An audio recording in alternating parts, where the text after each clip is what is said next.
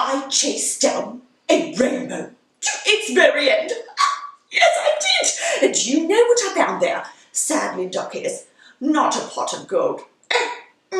However, I did find a pot of lovely tea waiting for me there, and a little leprechaun named Seamus to pour it out for me.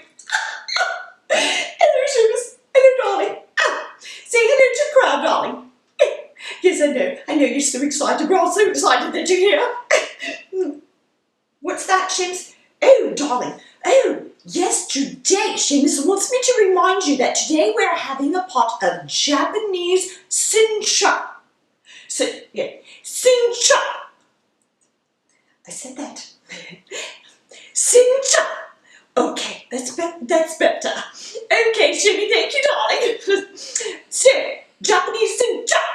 Okay, now, unlike the Chinese green tea, which is pan-fried, the Japanese Sencha is steamed. And then the little leaves are rolled into little needle-like shapes to capture the aroma and flavor. Oh, Shimmy, I just thought of something. Can't you imagine a whole forest full of little leprechauns steaming and rolling those little leaves? Oh, bless me, that's hilarious, don't you think? Little leprechauns rolling. Okay, so, anyway, we'll have our lovely tea, Shimmy. Don't forget to have a sip of your tea, darling.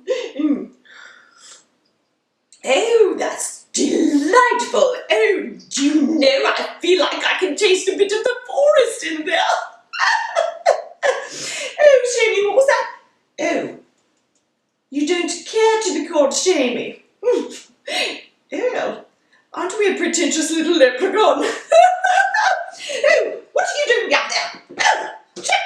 Oh, you naughty leprechaun. Don't you tie my shoestrings together? Oh.